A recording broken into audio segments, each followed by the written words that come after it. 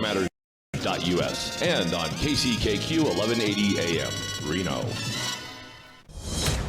Breaking news this hour from townhall.com. I'm John Scott. Senator Kamala Harris is ending her presidential bid.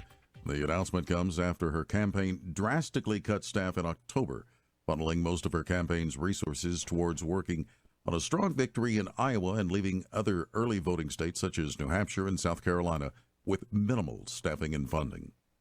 The House Intelligence Committee releasing its preliminary report on the impeachment proceedings so that the House may vote on the issue before the Christmas break. Bernie Bennett with details from Capitol Hill. Intelligence Committee Chairman Adam Schiff begins the report recognizing late Congressman Elijah Cummings, then quotes George Washington, warning of when cunning, ambitious, and unprincipled men will be enabled to subvert the power of the people and assert for themselves the reins of government. The report then outlines the work 3 House committees have done to uncover what Democrats say was wrongdoing by President Donald Trump. The report's approval, expected this evening, will set in motion the next phase in the impeachment of Mr. Trump, accelerating a constitutional clash that happened only 3 times in the nation's history. The GOP members have issued their own report saying that President Trump's interactions with Ukraine's new president, including delayed military aid, was entirely prudent. Republican Senator Tom Cotton of Arkansas says the House is regrettably moving toward impeachment of the president. Democrats in the House have continued with their obsession about impeachment, and I gather they're probably going to pass articles of impeachment sometime this month unless they come to their senses. Interviewed on the Salem Radio Network, Cotton says he does not believe the Republican-controlled Senate would vote to convict and remove the president. Also at townhall.com, U.S. stocks falling sharply after President Trump cast doubt over the potential for a trade deal with China this year and threatened to impose tariffs on French goods. The Dow off 333 points. The Nasdaq is down 72. More on these stories at townhall.com. If your family depends on your income and something happened to you, what would happen to them? You need life insurance, and SelectQuote can help you get it at a price you can afford. SelectQuote found Jacob, 40, who's in excellent health, a 10-year, $500,000 policy for only $19 a month. Not in perfect health? Don't worry. SelectQuote found Tanya, 40, who has type 2 diabetes, a 10-year, $500,000 policy for only $32 a month. We shop companies like Protective, Prudential, American General, and others to find you the company with the best rates. Give your family the security they need at a price you can afford. For your free quote, call 1-800-880-7474. That's 1-800-880-7474. Or go to SelectQuote.com. That's 1-800-880-7474. SelectQuote. We shop, you save. Get full details on the example policies at SelectQuote.com/commercials. Your premium could vary depending on your health, issuing company, and other factors. Not available in all states. 4 workers fired from Google last week planning to file a federal labor complaint against the company. The former employees claim the company unfairly retaliated against them for organizing workers around social causes.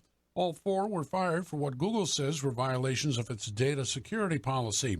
Company officials wrote in a memo that the 4 workers were fired for searching for and sharing business information that was not connected to their jobs. Correspondent Jeremy House. The 4 will file unfair labor practice charges with the National Labor Relations Board this week. A Tennessee doctor who lost 5 patients to fatal overdoses now facing up to 20 years in prison. 64-year-old Dr. Daryl Reinhardt pleading guilty to prescribing drugs without medical necessity. He also admitted to unreasonably distribute opioids and other substances to multiple patients. His sentencing is in July. Breaking news and analysis at townhall.com. Students in the U.S. are scoring above average in most subjects. The 2018 Program for International Student Assessment, or PISA, shows 15-year-old American students scoring above average in reading and science, but below average in math. Students in the U.S. are moving up in the rankings, but it's because many of their peers around the world have worse scores.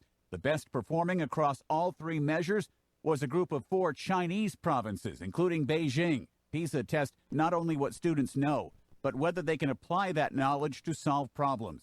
I'm Ed Donahue. The maker of popular video game League of Legends has agreed to pay $10 million to female employees to settle a broad gender discrimination case. The case claimed the LA-based company paid women less than men, passed them over for promotions, and fostered a bro culture that excluded them. More on these stories at townhall.com. I'm John Scott. The following is an America Matters media production. The views expressed do not necessarily represent those of the station or its advertisers, although we think they should. But that's the opinion of America Matters Media.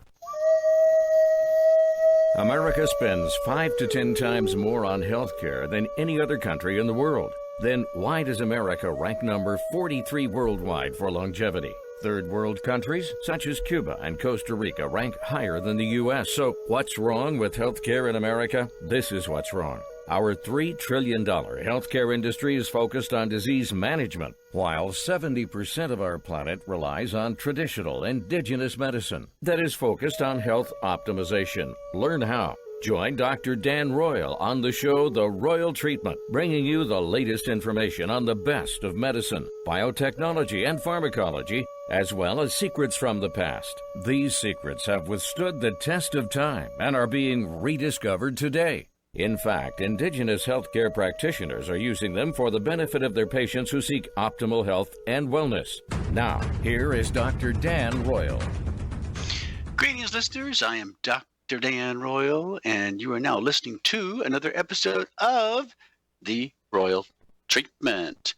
The Royal Treatment is here every week to answer your health questions. So if you have a question, please feel free to email me at droyal@royalmedicalclinic.com. D as in Daniel, Royal, ROYAL, at royalmedicalclinic, all one word, .com, or call us here at the Turtle Healing Band Clinic. That's where I work, THB Clinic, here in Las Vegas at 702-562-1454. That's 702-562-1454. What do we talk about here on this show? Well, every week we review obituaries, people who died too young from diseases they shouldn't have had because life expectancy in the U.S. is declining.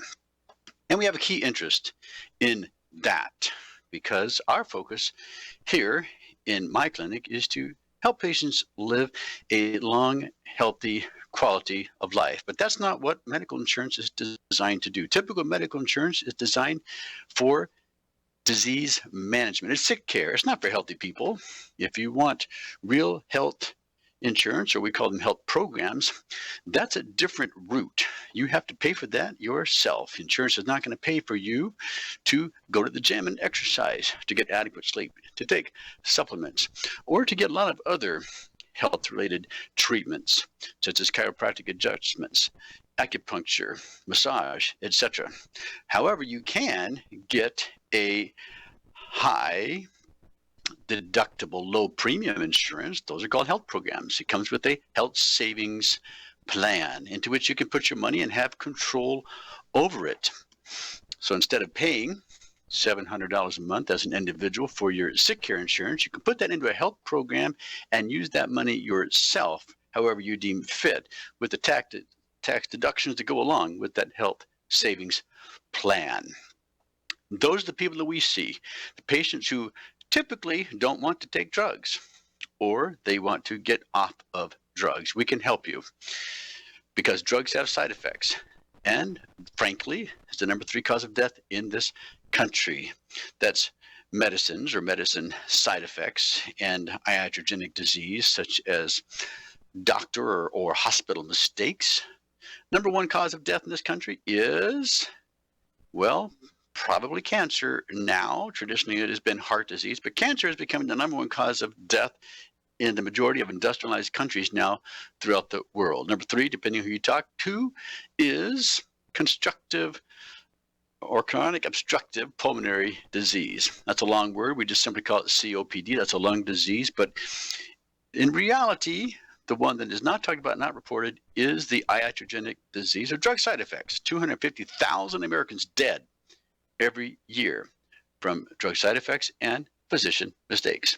And you'll see that from time to time as we review obituaries. So today we will be reviewing people who died too young from diseases they shouldn't have had. Just this last week, we'll be looking at some recent publications I think you'll find of interest, and we will start talking about vaccinations. A friend of mine had her daughter recently let her know that she thinks vaccines are the way to go for her children. But she's only getting one side of the story. When you only get one side of the story, we call that a half-truth. half-truth is as good as an untruth because it is biased. It doesn't give you the other side of the story that you need to hear. There's a reason why the federal government has a vaccine compensation injury program for people that have had vaccinations and have been injured. And so because of that, we need to make informed decisions. We'll be talking about that towards the end of the program. But first of all, let's get started with obituaries. The average life expectancy in the U.S., as you may know, is about 78, maybe 70 and a half years of age. Women living to be about 81.2 years of age, and men to 76.4 years of age. We know for a fact that that has been declining. It's not getting better. That's why we're number 46 now in the world in terms of our quality of health care. That has been going down for 3 years. Still waiting for the 2018 statistics to come out. Can you believe that? When they do, we expect life expectancy will have declined again, a fourth year in a row. That would be a new record for the United States. Well, last week we had a 27-year-old woman who passed away unexpectedly. That means sudden heart attack or sudden death from heart attack. 35-year-old man who grew up in the Kitchen Bar and Motel passed away from cancer. 52-year-old woman who worked for Lutheran Social Services passed away in the hospital. 63-year-old woman, an assistant controller for a bank, passed away from heart disease and a sudden stroke.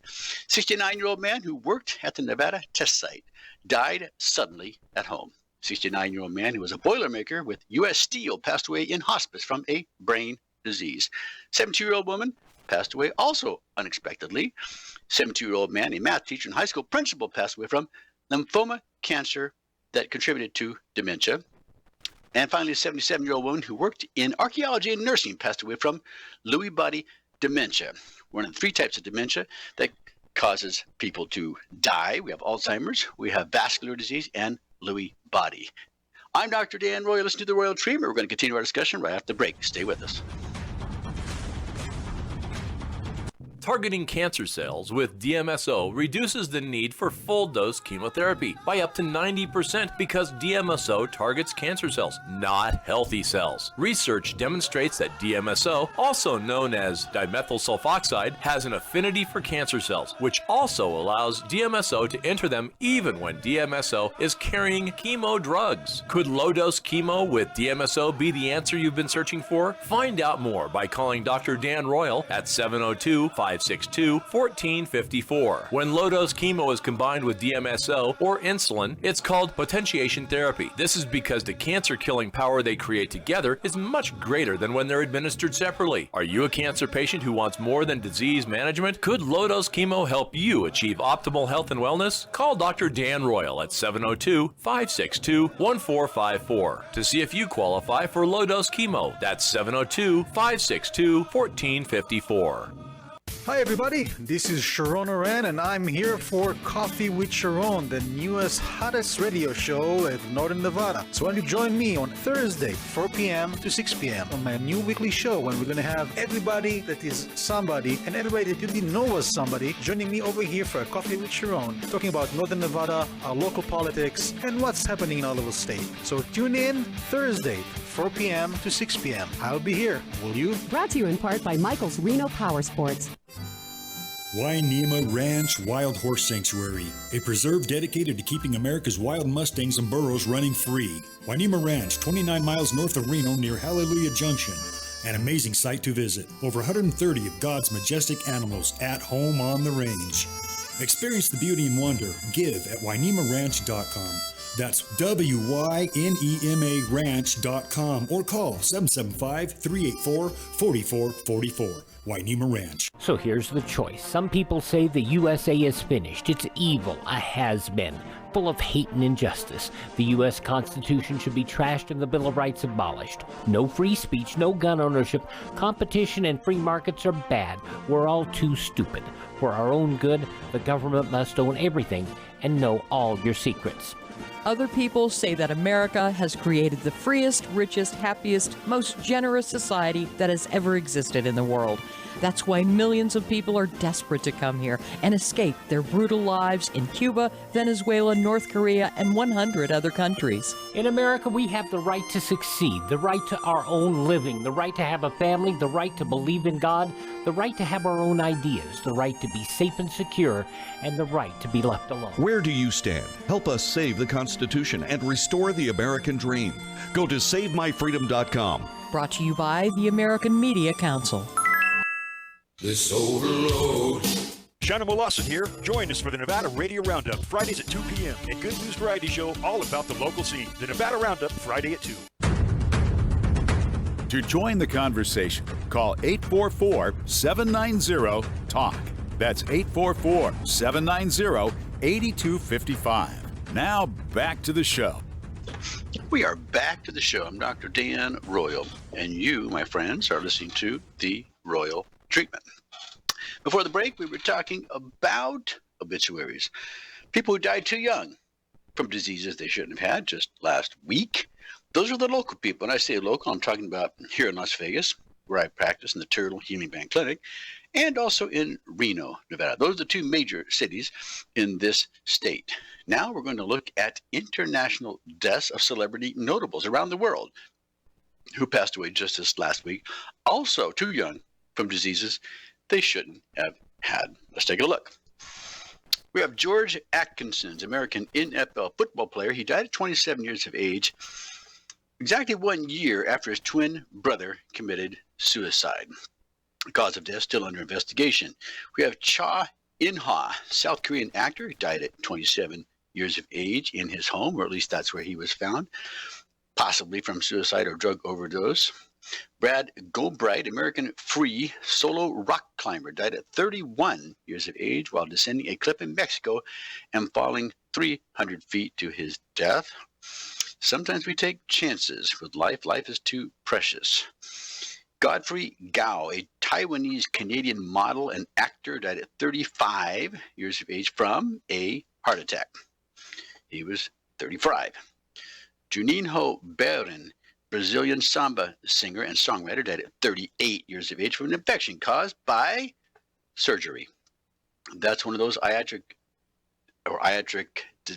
diseases I talked about at the beginning of the show. Marit Feldt-Ranta, Finnish politician, died at 51 years of age from stomach cancer. Although she was diagnosed 10 years ago and recovered twice, supposedly, she was 51. Charles Gutenberg, a Brazilian actor and humorist, died at 57 years of age from multiple organ failure following a bowel surgery. Another iatrogenic disease. Stuart Fraser, Australian guitarist, died at 57 years of age from lung cancer. He was suffering from lung cancer for 3 years, and it was due to smoking cigarettes. But he felt his time on this earth was borrowed. We have Peter Malik, or Petra Malik, Czech sport shooter, Olympic silver medalist in 2000, died suddenly at 58 years of age, suddenly from, of course, sudden death or heart attack. Gary Rhodes, English chef, died at 59 years of age after he fell ill very suddenly and then died unexpectedly from a subdural hematoma. Must have hit his head and not have known it, or at least not have known it was bleeding very slowly inside. Paul Serba, an American Roman Catholic prelate and bishop of Duluth, died at 59 years of age from a heart attack. He was 59. Tirumola Olaniyan, Nigerian academic, died at 60 years of age from heart failure. Milagros Tan, Filipino politician and governor of Samar, died at 61 years of age from a cardiac arrest. Mark Butler, American business executive, died at 61 years of age unexpectedly during Thanksgiving holiday with his family. Shaban Rahim, Egyptian Shabi singer, died at 62 years of age in military hospital from a bone disease and it put him in a wheelchair, probably metastatic cancer to the bone. Pim Verbeek, Dutch soccer manager, died at 63 years of age after a battle with cancer. Greedy Smith, Australian musician, died at 63 years of age from a heart attack. Aswar, Indonesian politician and region of South Aceh, died at 63 years of age. Marion McClinton, American theater director and playwright, died at 65 years of age. from renal failure. We have Bala Singh, Indian actor, died at 67 years of age from cardiac arrest after being admitted to hospital for food poisoning. Sam Watson, Australian Indigenous activist and writer, died at 67 years of age after a short illness in the hospital. Jay Powell, American member of Georgia House of Representatives, died at 67 years of age after suddenly collapsing while at a resort. Another sudden death syndrome. Giovanni Bertini, Italian soccer player, died at 68 years of age from ALS. You know that is myotrophic lateral sclerosis or Lou Gehrig's disease. Nokshan Boham, Indian politician, died at 71 years of age after fighting cancer for a long time. Arthur Basting, New Zealand writer, musician, and children's advocate, died at 72 years of age after a long illness. Don't get sick. It's apparently what we're hearing today. William McCauley, American billionaire businessman and chairman of First Reserve Corporation, died at 74 years of age.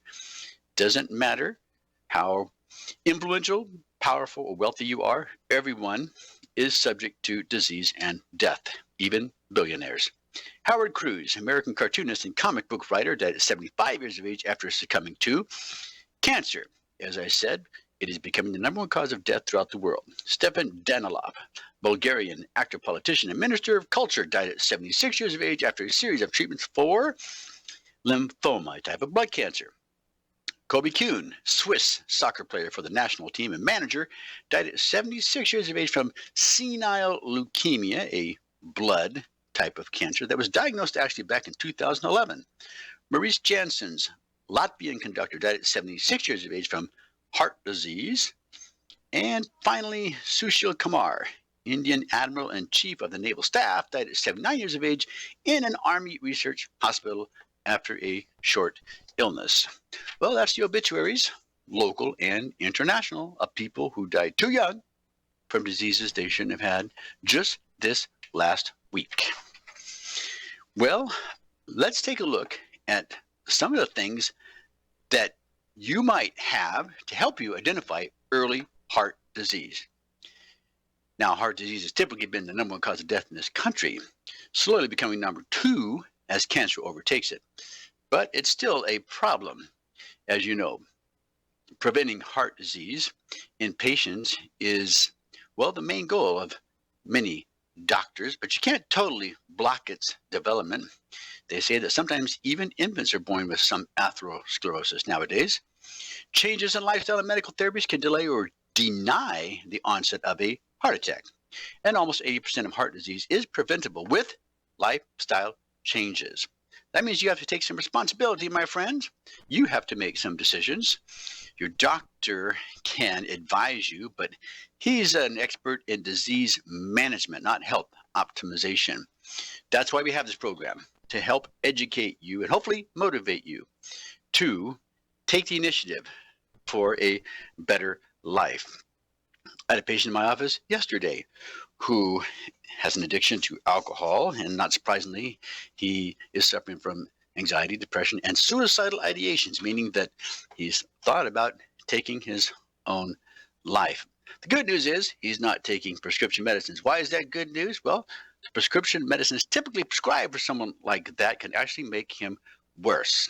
So we prescribe some natural alternatives, and we will be monitoring him closely. The only thing we actually found on his blood work so far was that he had an active Epstein-Barr virus. That's something you're exposed to when you're younger as mono, but it can resurface later in life as Epstein-Barr. You have to check the EBV early antigen or antigen D to see if it's active. And you need to be concerned about that, my friends, because it's a cancer-causing virus. But we'll get back to that after we discuss heart disease. Now, patients are surprised to learn that the following list I'm about to give you can give you some clues to underlying silent heart disease years before a heart attack. Let's take a look. See if you have any of these 5 things we're going to be talking about. Now, men have a built-in warning system for silent cardiovascular disease or heart disease. When achieving an erection is difficult or impossible, it can be a sign of clogged arteries in the pelvis that prevents before a heart attack hits. There are an average 3 to 5 years between the onset of ED, or erectile dysfunction, and the finding of cardiovascular heart disease, which is plenty of time to detect and to work on preventing heart issues. Now, if you and your partner are worried about sexual performance, look for and treat the root causes of diseased arteries before just popping the little blue pill. That's number one. Let's look at number two. You're going bald. In a comprehensive study of almost 37,000 men, severe baldness at the crown of the head strongly predicted the presence of silent coronary heart disease at any age. In a separate study of more than 7,000 people, including over 4,000 women, moderate to severe baldness doubled the risk of dying from heart disease in both sections. Well, now let's look at number three. You have gray hair. A new study in Europe, in EuroPrevent 2017, found that a high amount of gray hair is a risk factor for silent heart atherosclerosis. A total of 545 adult men without known heart disease had a CT angiogram of their heart arteries, a very accurate way to identify silent problems. Having equal amounts of gray and dark hair, or mainly gray and white hair, correlated with finding silent heart blockages. The researchers commented that atherosclerosis and hair graying occur through similar biological pathways. Number four, you have a diagonal earlobe. Yes, really. One of the stranger markers, a crease in your earlobe, specifically an angle crease in the ear that runs diagonally from the canal to the lower edge of the earlobe, has been mentioned in medical research reports as a silent coronary heart disease risk factor for decades. The ear crease may result from poor circulation, including in the arteries of the heart. Although some medical professionals have argued that a crease is just a general sign of aging, researchers last year used the most sophisticated CT scan method to measure silent coronary heart disease and found that ear crease predicted heart disease even after the authors accounted for other risk factors such as age and smoking. And finally, number five, you have calf pain when you walk. This is known as claudication, from the Latin for to limp. Atherosclerosis can block leg arteries, particularly in smokers, before coronary heart disease is diagnosed. This symptom requires an evaluation without delay. Your doctor will examine the pulses in your legs and perform simple measures of leg blood pressure and blood flow to confirm a diagnosis of poor circulation. Well, it's critical that heart disease be diagnosed as early as possible because there are many dietary and medical treatments that can help reverse this issue. Some patients who take these clues to heart can recognize silent risk factors for heart disease, in addition to their blood pressure and cholesterol, fasting glucose, and so forth. So the five things that we just discussed are, number one, erectile dysfunction. Number two, you're going bald. Number three, you have gray hair. Number four, you have a diagonal earlobe. And number five, you have calf pain when you walk. If you have any of those, you need to do a little more investigation to see if you have coronary heart disease. I'm Dr. Dan Royal. You're listening to The Royal Treatment. We're going to take a short break and be right back. Stay with us.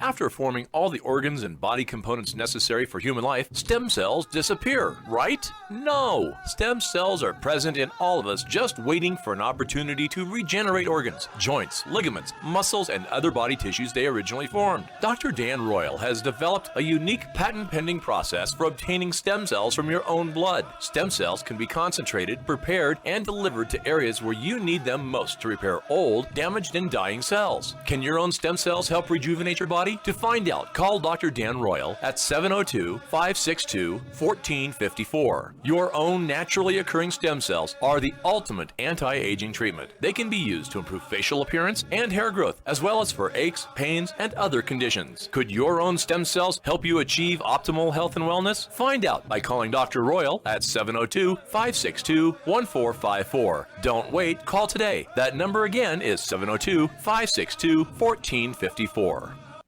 Once a powerful leader in the world of finance and insurance, a now retired Jim Stannard has taken on a new role as a singer-songwriter, fulfilling a dream that has burned for more than 4 decades. Working with platinum-selling rocker Kip Winger and Afghan Wigs guitarist John Skibick to bring his songs to life, his debut release, Bucket List, has been met with enthusiasm. CD Baby syndicated writer Tony Mastriani wrote, "This album is refreshing and most probably more interesting than what you've been listening to this year. It is my sleeper pick for Best independent label album thus far in 2018. Jim Hines from Make a Scene agreed. Some gems here. Stannard has both a gift for poetry and narrative, drawing from a well of influences that include such diverse artists as Warren Zevon, The Who, David Bromberg, and Robert Earl Keen. Bucket List's 11 original songs makes up what Roots Music Report calls a grows on you set from a fresh and highly believable voice. Order your copy at jimstannardmusic.com or download wherever digital music is sold.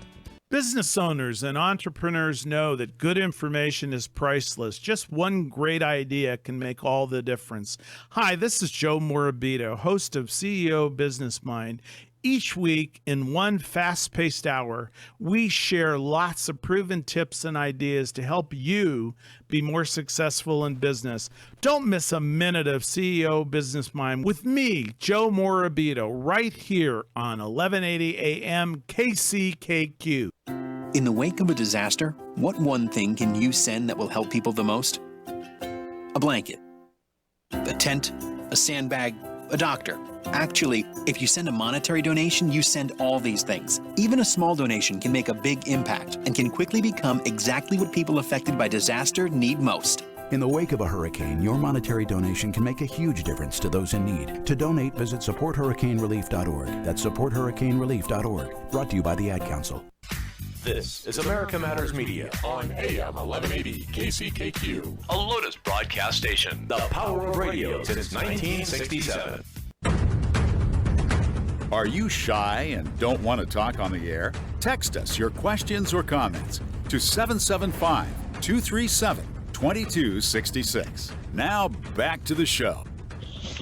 We are back to the show. I'm Dr. Dan Roy, and thank you for sticking with us. You are listening to The Royal Treatment. If you wish to send me a question of any kind, you may email it to droyal@royalmedicalclinic.com. That's D as in Daniel Royal, ROYAL, at Royal Medical Clinic, all one word, .com. Yesterday, we sent an email to some of our patients, and the email talked about a couple of patients we had recently I thought you might find of interest. Each of these patients thought they had cancer. Well, we had to do some investigation. The first patient was someone we had seen before, and she'd had all the right tests done. She had come with her husband and decided to get tested as well. And when she was here, we checked her for a few things and found that she had an elevated Epstein-Barr early antigen titer, which means the virus is active. In this case, the woman, is 59 years of age, and because the EBV was elevated and active, we expected her nagalase, which is the enzyme produced by Candrium virus, to be elevated as well, and it was. Now, through an oral protocol, we were able to reduce the nagalase to normal levels. We also checked her for the anti-malignant serum antibody test, the AMAS test. It is a cancer antibody test, and interestingly enough, it's a predictive test. If you want to know if you have cancer in your body or your body's recognizing and fighting cancer before it becomes pathologic, where it can be detected by imaging such as an MRI or a CAT scan, you can get the AMAS test. It's predictive up to about 1.5 years or 18 months in advance. In her case, the test was normal. Now later, she found she had a lump in her breast, and she was concerned that she had breast cancer. We were not concerned because we knew that her AMAS test was negative. Nevertheless, she went ahead. She had the mammogram done with an ultrasound-guided biopsy, and the pathology report showed the lump to be cancer-free and negative. Now, false positives and negatives for the AMAS test are less than 1%. On the flip side, it also has a 99% specificity and sensitivity for being accurate. The other patient was a 62-year-old male who came to our clinic with a known PSA, or prostate-specific antigen test, that was elevated.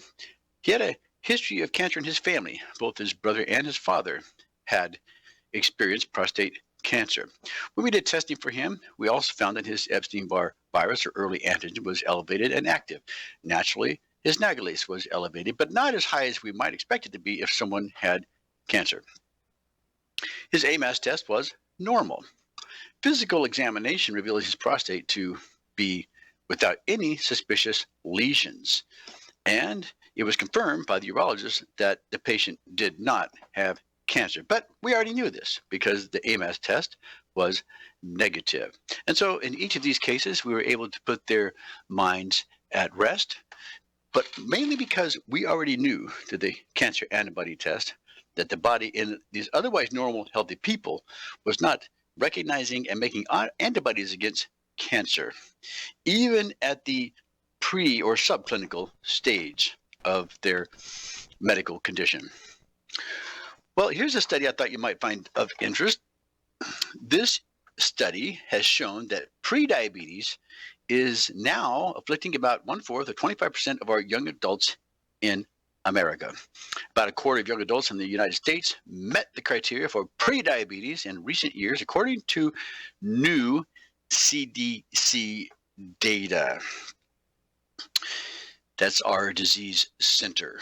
In a cross-sectional analysis of 2005 to 2016 National Health and Nutrition Examination Survey, 24% of individuals ages 19 to 34 were considered to have pre-diabetes. This issue also afflicted younger Americans, as about 18% of adolescents from ages 12 to 18 met the criteria for pre-diabetes. In a predictive model, male adolescents had nearly double the prevalence of prediabetes compared with females, 22.5% versus 13.4%. Researchers said that, unsurprisingly, a high prediabetes prevalence was seen among individuals with obesity versus those of normal weight.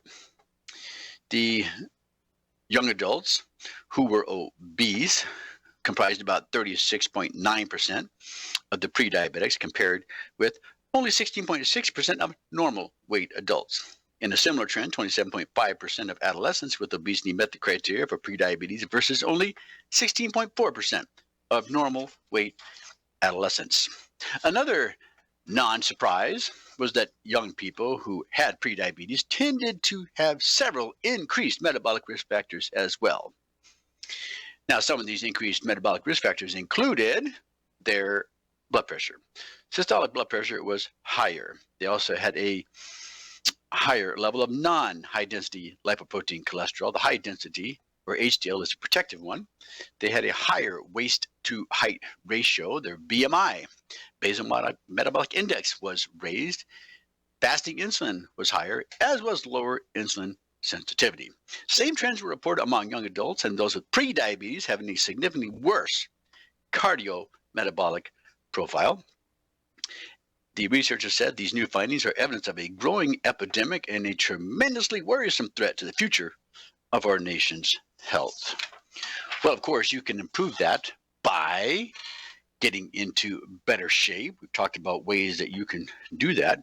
We talked about it just recently, as last week, where we mentioned that a study showed earlier this year that if one is able to perform 40 push-ups. Now, keep in mind, it's not as easy as it sounds. The Army and the Marines require that their recruits be able to perform 42 push-ups. But if you have a push-up capacity of 40, you have a 96% reduced risk of cardiovascular disease.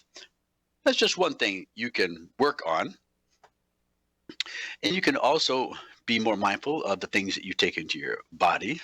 Some foods are going to cause you more problems with your blood sugar than others. Those are the ones that are made with refined sugars, the glucose and the sucrose, that don't require much energy for your body to metabolize. Refined sugars, when we say that, we're talking about cakes, pies, ice creams, and so forth. These things can be, well, if not eliminated, kept to a minimum so that we focus on things that actually contribute to our health and not our disease. Well, as I mentioned earlier in the program, one of my friends is struggling with the concept of how to educate their children on whether or not vaccinations should be used or not. That's a question that all parents have to struggle with because there are pros and cons, and the controversy goes back to the very beginning, back in the 1800s. So let's take a look at this a little more closely.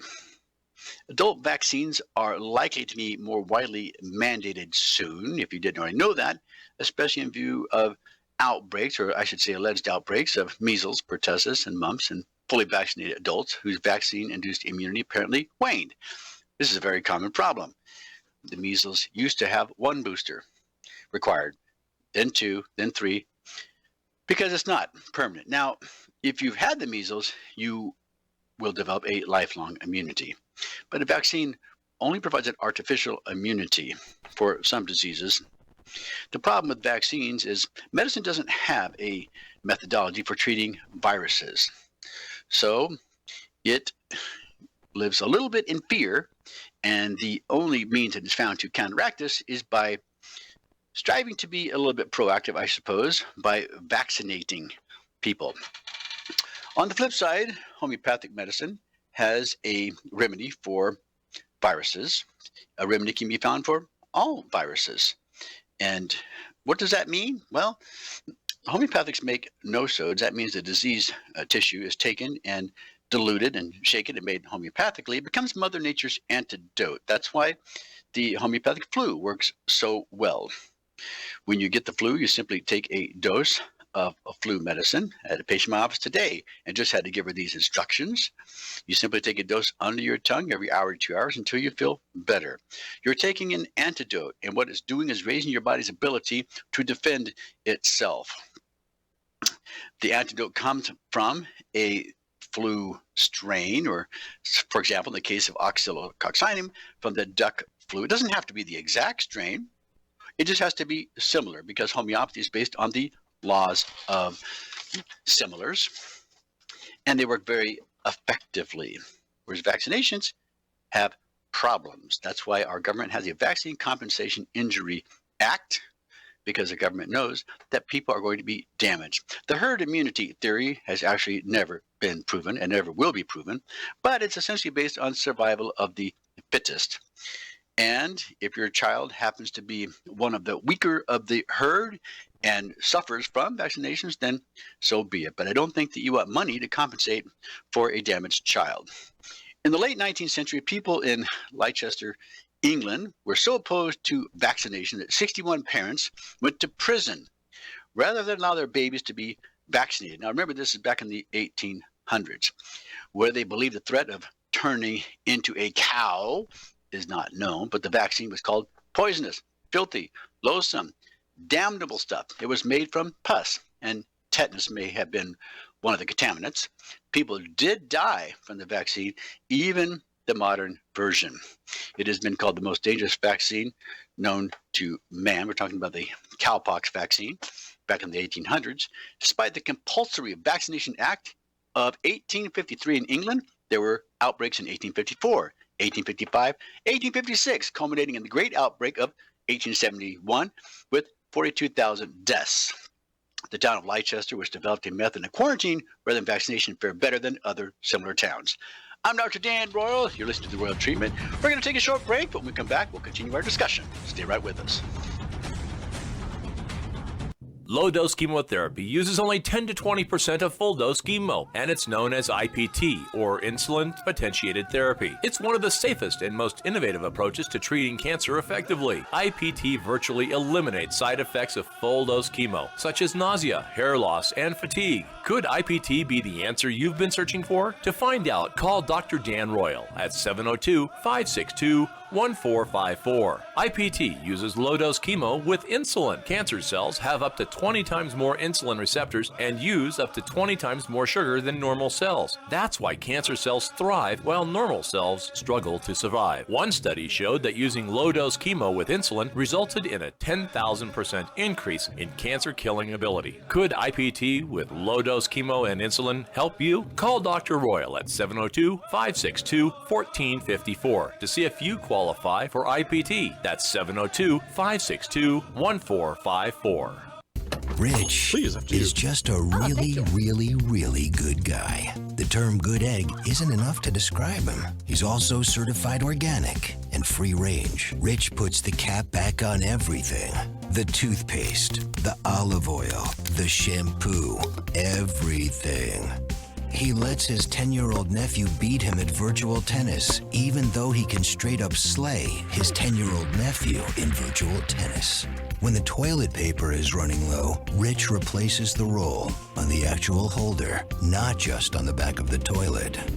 Rich is texting and driving. Rich, no. What are you doing, Rich? I was just telling everyone how great you are. Texting and driving makes good people look bad. Visit StopTextStopWrecks.org. A public service announcement brought to you by the National Highway Traffic Safety Administration and the Ad Council. Take a look under your bed. Find stuff under there? What about jobs? No? Now try your basement. There's a pair of overalls that overall you're not so into anymore. A perfectly good laptop that hasn't sat in your lap in months. And even more stuff, but still no jobs? Well, you really have both. See, stuff is defined as household articles considered as a group. Sometimes this stuff is no longer needed. Wait, no longer needed? That can't be right. Because remember those jobs you were looking for? Those are really needed, and they're the stuff inside your stuff. Even inside that winter coat that moved with you to Phoenix. Our job is to unlock those jobs, and it starts when you donate your stuff to your local Goodwill. Here's how we do it. When you donate to Goodwill, we sell your stuff to provide job training for people right here in your community. So just by teaming up with Goodwill, you help create jobs. And isn't that worth parting with the leftover guitar from your 80s cover band? Goodwill. Donate stuff, create jobs. Find your nearest donation center at goodwill.org. A message from Goodwill and the Ad Council. Getting to know you. Let me tell you about America Matters with Eddie Floyd. It comes on every Monday at noon. Don't want you to miss it. That's America Matters with Eddie Floyd. Want to expand your advertising dollar? Sponsor this or any America Matters program by calling 775-827-8900, extension 2. Now back to the show.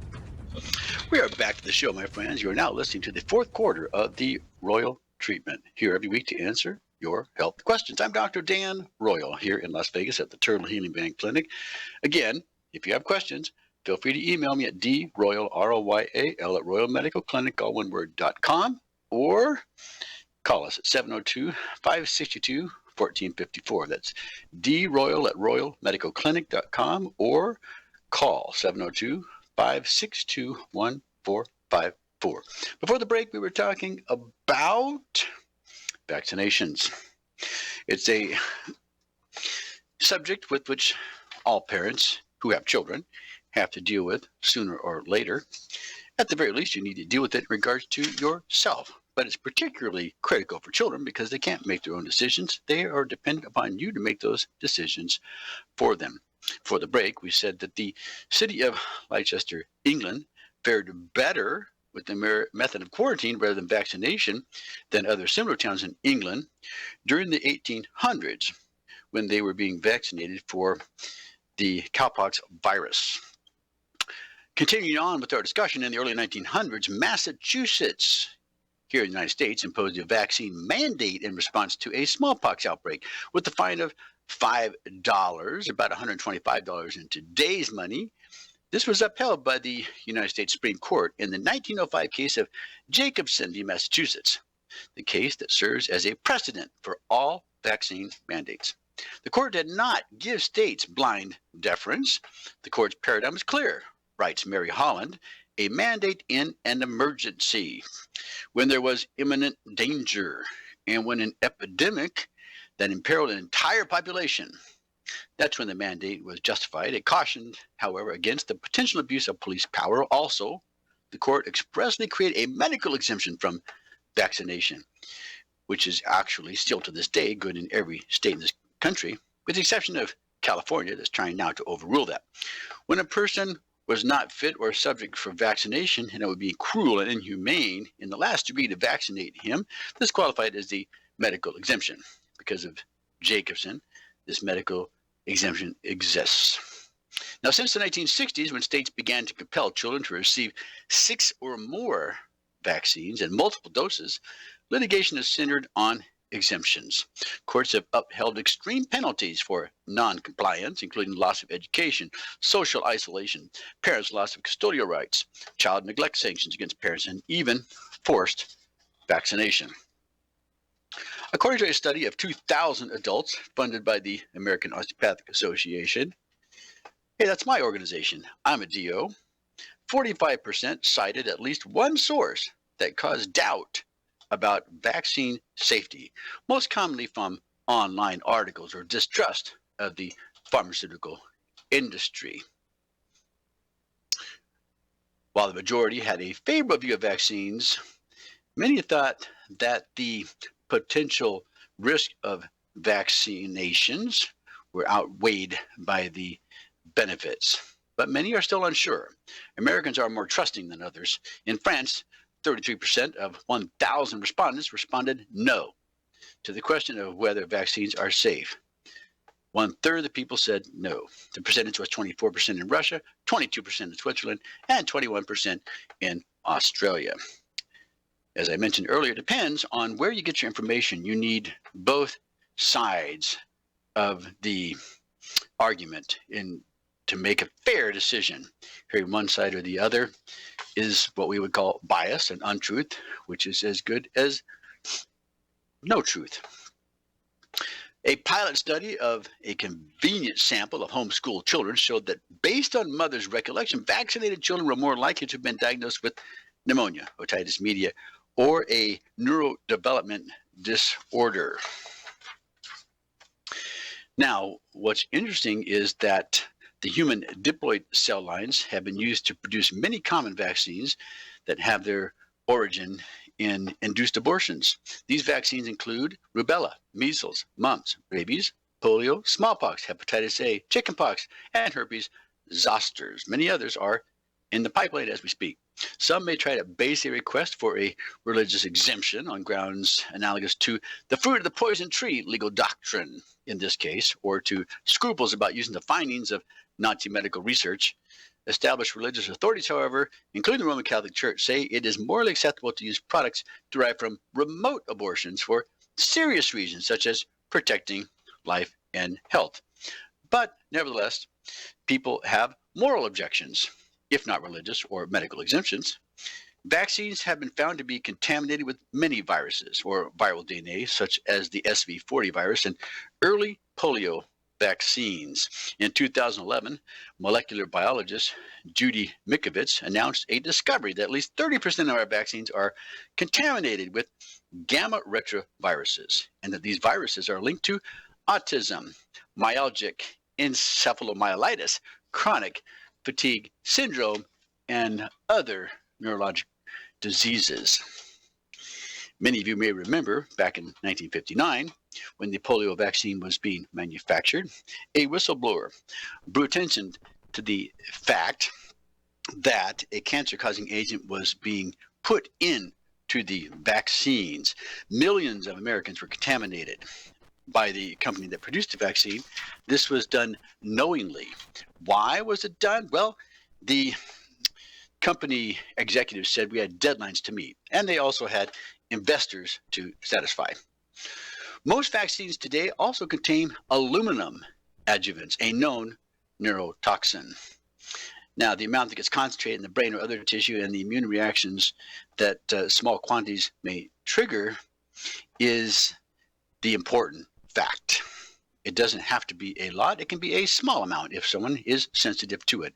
An emerging inflammatory myopathy called macrophage myofasciitis was described in 1998. In addition to the chronic fatigue and myalgias, up to 20% of patients develop a concurrent condition believed to be of autoimmune etiology, such as Hashimoto's thyroiditis. That's an autoimmune condition of your thyroid. Dermatomyositis, reaction of your skin. Rheumatoid arthritis of your joints. Sjogren syndrome, which affects your saliva, and a demyelinating condition, which could be something similar to multiple sclerosis. Cognitive complaints occur in 20 to 68%, and cognitive dysfunction can be severe. We're talking about vaccines that have been contaminated, but have had added to them aluminum adjuvants. Shaw and Tomlinovic report that a highly significant correlation exists between the number of pediatric aluminum vanted vaccines administered and the rate of autism spectrum disorders. The correlation was the strongest at 3 to 4 months of age, a period of rapid growth of the child's central nervous system, including the regions of the brain responsible for short-term memory, social interactions, and sleep regulation functions that are impaired in autism. So the timing of the vaccine is also important. Typically, our recommendations are that the mothers should breastfeed their children for the first year of life. That way they get passive antibodies and the child is protected against all the things that medicine is concerned about. You have to remember the child's immune system is still developing during those early months. It takes about 6 months for the child's immune system to be fully developed, which is why breastfeeding is so critical and important. Well, in addition to the adverse effects we just mentioned regarding aluminum, there's also thimerosal, which is mercury, and the two together may have a synergistic toxicity. Controversy also over the HPV, or human papilloma virus vaccine, may bring all of this to a head. Despite intense promotion by manufacturers, vaccine uptake is less than desired. Reports of devastating disability or death in healthy, active children and teenagers following this vaccine will not go away. In fact, we reported a study on this show where it has been shown that a large percentage, about a third of those receiving the vaccine, I'm talking about young men and women, have been made to be sterile, meaning they can no longer conceive or have children. The CDC declares HPV vaccines to be very safe and effective in preventing HPV-related cancer. The Vaccine Safety Data Link conducted a study of 13 deaths occurring within 30 days following the HPV vaccine known as Gardasil, identified by health plans. Despite the triumphal narrative about the anti-cancer vaccine, FDA and WHO, World Health Organization, have received more than 100,000 reports of adverse events, including death, from around the world. Families who report them are labeled anti-vaccine and anti-science by media and government agencies. This marginalization and bullying destroys civil public discourse and discourages scientific inquiry when we urgently need both. In Pakistan, opposition to the vaccine campaign has gone underground since the government started to jail non-compliant parents several years ago, with parents hiding their children or using fake finger markings to pretend that they have been vaccinated. And it is acknowledged that oral polio vaccine-derived virus paralyzed 105 children worldwide in 2018. The wild virus, only 33. And interestingly, in Australia, family assistance payments amounting to $8,200 per year may be withdrawn for refusal to vaccinate. So you can see, my friends, it's not just a choice, depending on where you live. Sometimes it's mandated and privileges are withheld, including your liberty, if not your money or your children. Much to think about, much to discuss. I have lots of information I have shared with people from time to time, including my friend who is struggling with the issue. We sent her an article where there are 8 questions you need to ask before you vaccinate. We can talk about that next week. I'm Dr. Dan Royer. Listen to The Royal Treatment. Thank you for being with us, my friends. My hope is that you have learned one new thing from being with us today. If so, your time with us has been well spent. Until next week, may you all be well. As humans, we ask ourselves all kinds of questions. But what if we were forced to ask ourselves a question every day that affected the outcome of the most basic things, the most important things in our lives? The question is, what is your sexual orientation or gender identity? And the answer is the difference between keeping your job or getting fired.